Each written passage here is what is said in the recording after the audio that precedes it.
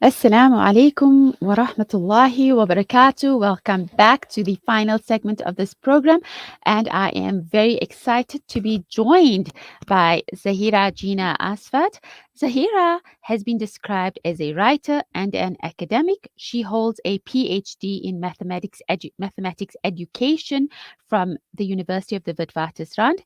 Zaheera is also a lecturer at the Wits School of Education. Zaheera is the author of Surprise and the StimuMat program for preschoolers. She's the editor of Tween Tales 1, Tween Tales 2, Saffron, and Riding the Samosa Express. I'm sure you are familiar with all of these. And in addition to that, Zaheera is the curator of Josie's Books and Blogs Festivals, which is a non-profit initiative aimed at inspiring expression through reading, writing, and the arts in the less affluent areas of Gauteng. Zaheera lives in Lenasia, South Africa, with her husband, three sons, and many in laws. And may I just add that I think this is just a very modest introduction and biography. Zaheera, a very dynamic woman who is very, very inspiring. Zaheera has just recently published the book Tears of the Weaver, as you can see on the screen there. And Tears of the Weaver is a compilation of short stories illustrating the typical experiences of people of color, more so the Indian people living in the Lenasia area, where, as I mentioned, Zaheera herself resides. One needs only to look at the people in our country in this post apartheid era and see what is stifling them. These stories that Zaheera has weaved for us take a fresh look at conventions and the roles governed by religion, culture, and we still see the ongoing oppressions in post apartheid South Africa. The characters are part of simple folk tales which relate complex tales of community life. There are some tragic tales, some written in a lighter vein, some strange, some frightening, but all very clever and arty. But each story has a message, and when we are done reading, we need to ponder and ask ourselves, what did we learn from the story? Hopefully, Zaheera herself can share further insight. Without further ado, Assalamu alaikum wa rahmatullahi wa barakatuh. Ahlan wa sahlan. Zaheera, welcome to Salam Media.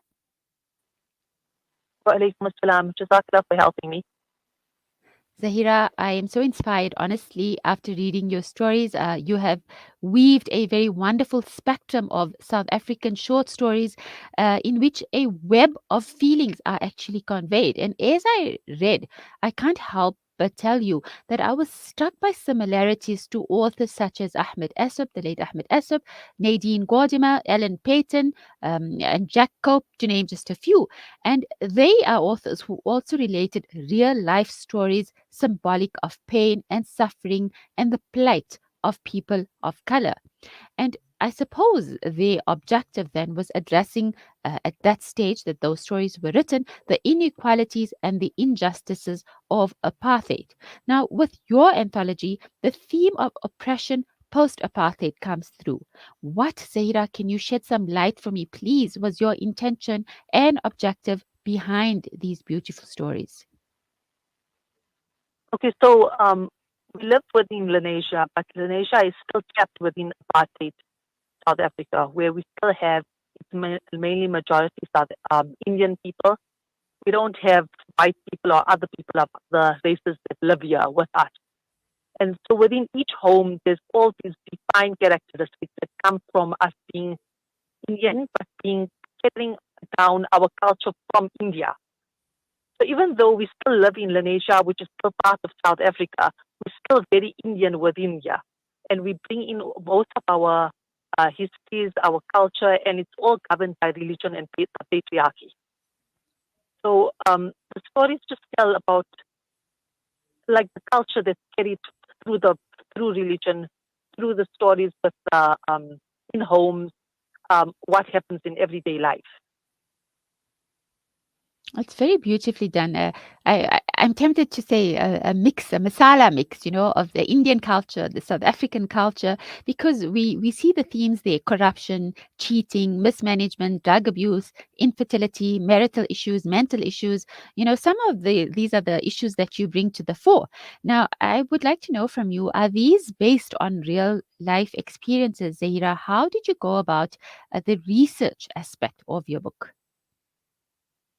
Okay, so we all have this generational encounter that we go through.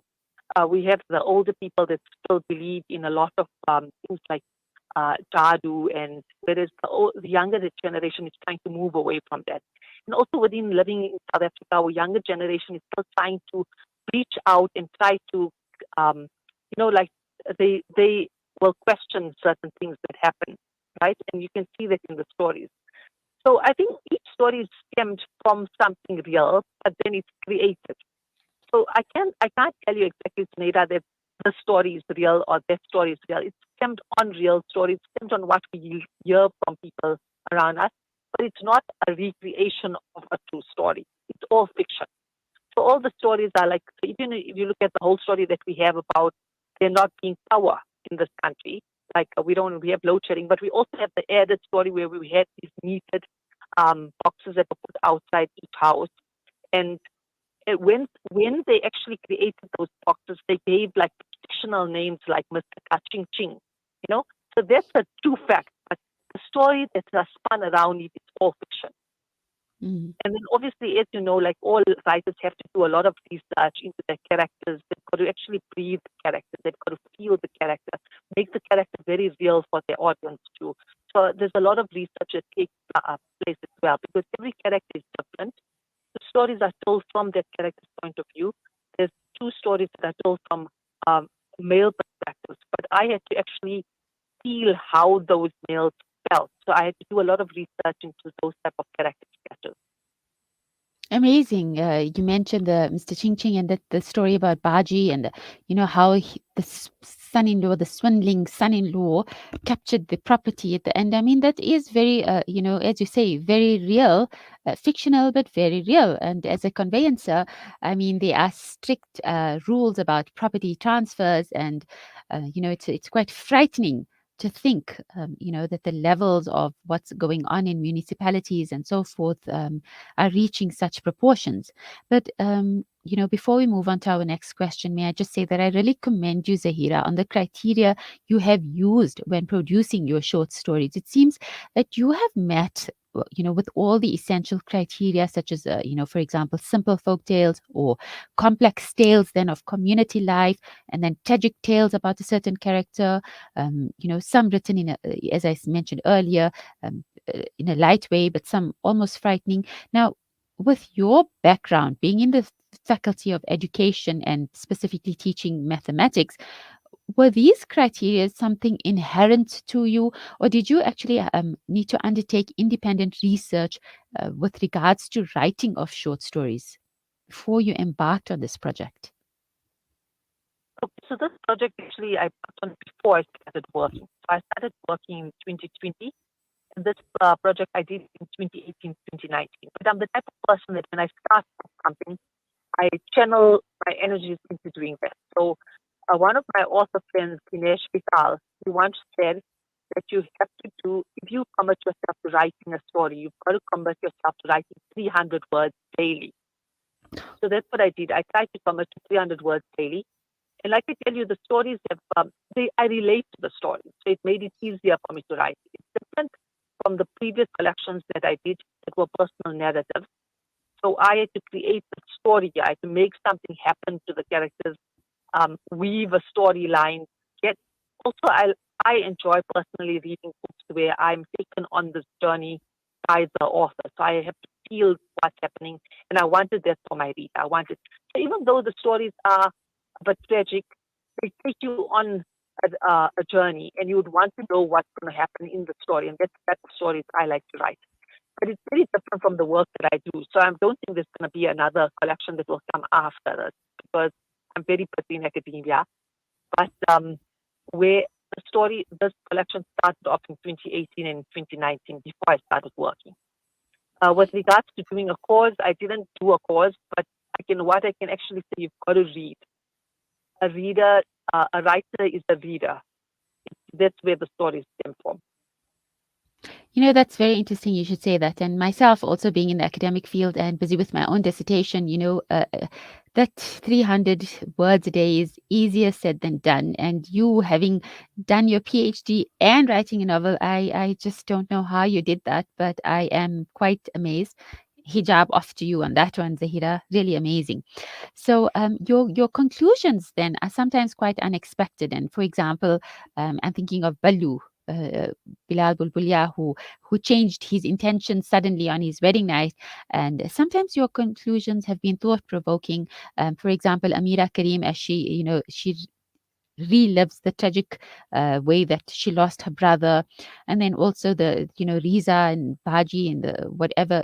So curious just to know, where did you get your ideas from? I know you've touched on it a little bit, but is there something specific that inspired any of these or any one of these stories? Okay, so short story writing is different from a novel. A novel is like there's a lot going on and it spans over lots of pages and it's very fun. But I've never written a novel, so I don't know exactly know the craft that goes in there.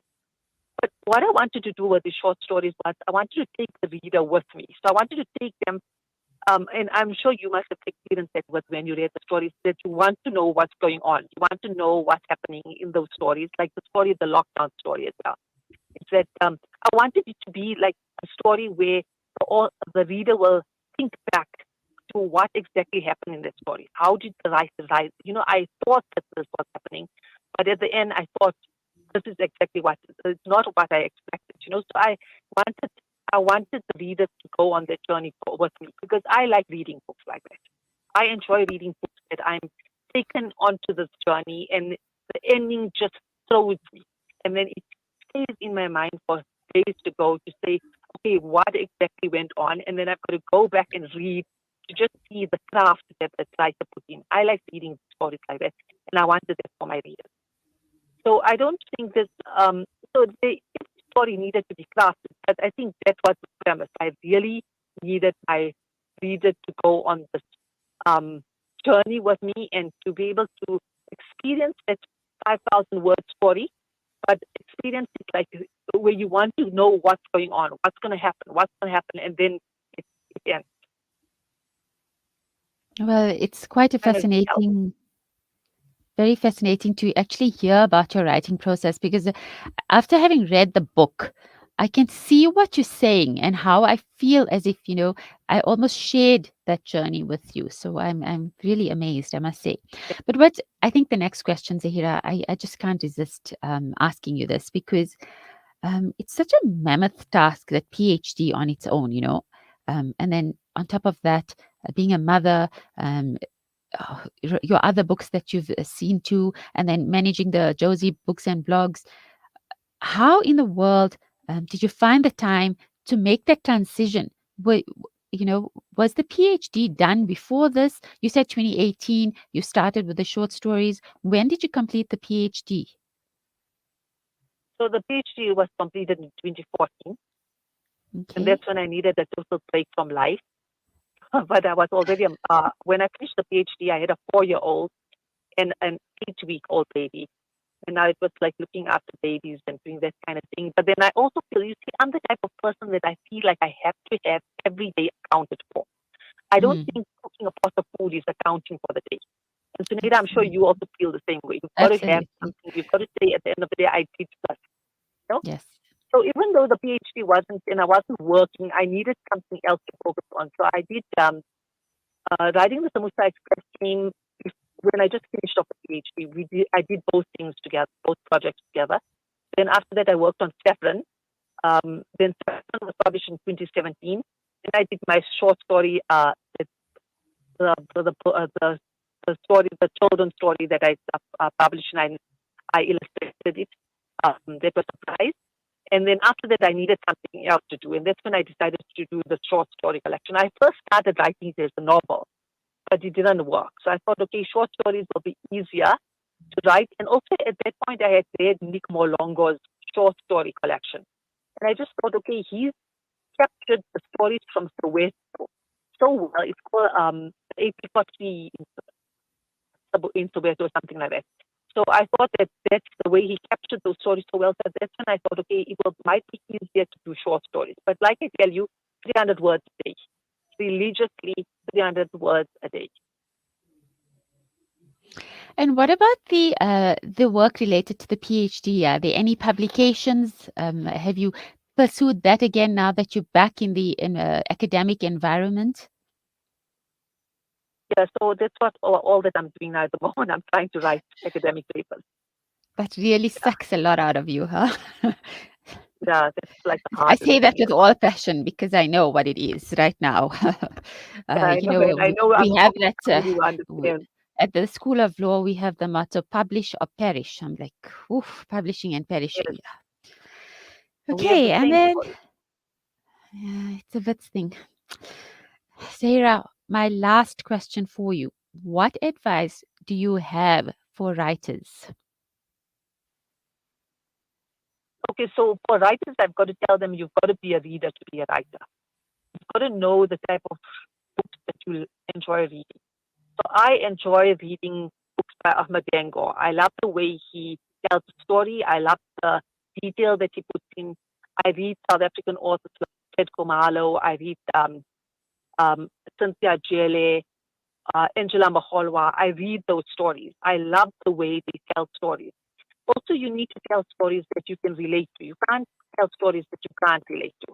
I think that's where the context comes in. So my book of stories can fit any Indian community. It doesn't have to be in Lanesia. It just the context just became more real for me when I used Lanesia. But it could be every Indian community trapped into being the community still post apartheid, so many years post apartheid. We still have the same cultural um, and religious governance that govern our way of life. The patriarchy is still there, it's still real. I mean, we hear about divorces all the time.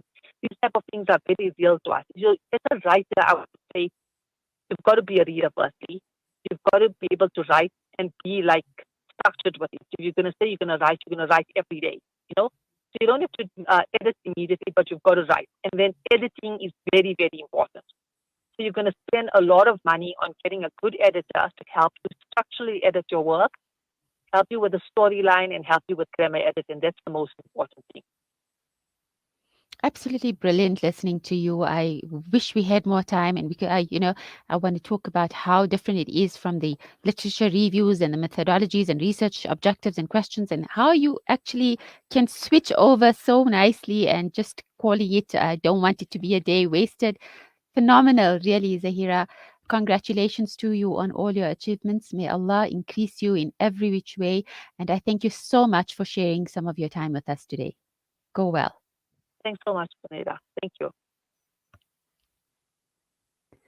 Okay, and listeners, with that, it's also time for me to bid you farewell. A very heartwarming thank you for spending 2 hours of your time with me. I absolutely enjoyed it. I feel that the time was not enough, and I feel so almost as if I would still love to talk to you about calligraphy and share so much more about the tafsir that's behind the ayats of the Quran and the Kiswa. But inshallah, another program, another time. There's so much more on the Kiswa that we haven't touched on the door of the calligraphy, the Kaaba itself, the ayats in the Haramain, in Madinatul Munawwara, just so much that I would love to share and build on, inshallah. But that is all that we were permitted to share with you for today. So, inshallah, may Allah accept from me, may Allah accept from you. I hope it has been beneficial for you. I hope something in your heart is stirred as much as it has been stirred in mine. And inshallah, may Allah keep you safe. Please do keep me in your du'as. مع السلامة في أمان الله.